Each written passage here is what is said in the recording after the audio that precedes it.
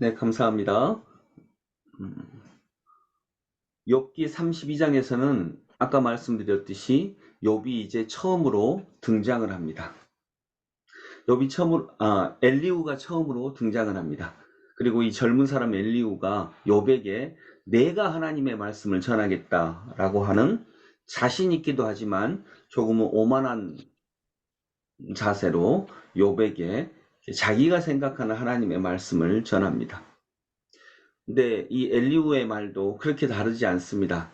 욥이 무언가 죄를 지었으면서 하나님 앞에서 자신은 옳다라고 주장하는 것이다라고 하는 거죠. 근데 이제 친구들과는 조금 다릅니다. 욥이 옳더라도 고난을 받을 수 있다라고 하는 것을 인정을 합니다. 즉 우리가 보통 고난당한 사람한테 이렇게 얘기하잖아요. 하나님이 너를 쓰시려고 그래. 하나님이 너를 훈련시키는 거야. 이 관점을 처음으로 가져오는 사람이 바로 엘리후입니다. 그러나 지금 욥이 고난을 당하는 것은 하나님이 쓰시기 때문은 아니거든요. 그것만은 아니거든요. 훈련시키시려고 하는 것만은 아니고 욥이 오히려 옳기 때문에 고난을 당합니다. 욥이 하나님의 진정한 사람이기 때문에 고난을 당합니다. 이런 것까지는 가지 못하고 있다라고 하는 것입니다. 그래서 어쨌든 엘리후의 말도 부족합니다. 그래서 나중에 이 엘리후의 말이 끝난 다음에 이제 하나님께서 등장하셔서 하나님의 말씀을 전하시는 것을 우리가 볼 수 있습니다. 무려 31장까지 욥과 욥의 세 친구들이 논쟁을 벌입니다. 논쟁의 주제는 나는 이 정도의 벌을 받을 만한 죄를 지은 적이 없다라고 말하는 욥과 무엇인가 죄를 지었으니까 하나님께서 벌을 내리시는 것 아니냐는 세 친구들의 주장입니다. 무려 30장 가까이 논쟁을 벌이지만 어느 것 하나 해결된 것이 하나도 없습니다. 오히려 나중에는 지루하고 짜증이 나기까지 합니다. 이때 엘리후라고 하는 젊은이가 등장을 하는데요. 그리고 자신이 옳은 말, 맞는 말로 욥을 꺾겠다고 나섭니다. 자신이 다 알고 있고 내가 맞다는 오만이 있습니다. 그러나 결국 엘리후 역시 욥을 공감하지도 않았고요. 욥을 위로하지도 못합니다. 그러니 당연히 설득하지도 못합니다. 이것이 사람 말의 한계라고 볼 수가 있겠습니다.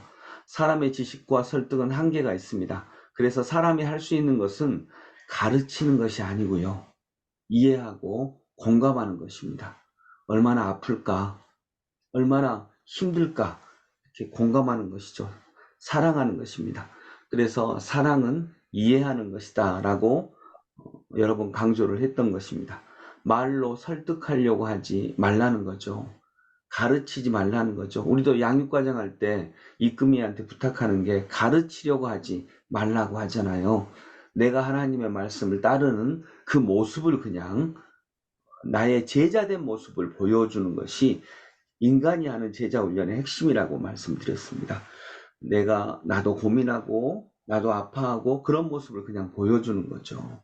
그러면서도 말씀을 붙잡고 나아가려고 하는 나의 제자가 되려고 하는 그런 모습, 내가 진정한 제자로 서려고 하는 부족하지만 여전히 어렵지만 진정한 제자로 서가려고 하는 흔들리는 그 모습을 그대로 그러나 말씀을 붙잡고 어떻게든 그리스도인으로 살아보려고 하는 그 모습을 그대로 보여주는 것이 제자훈련이라고 했습니다.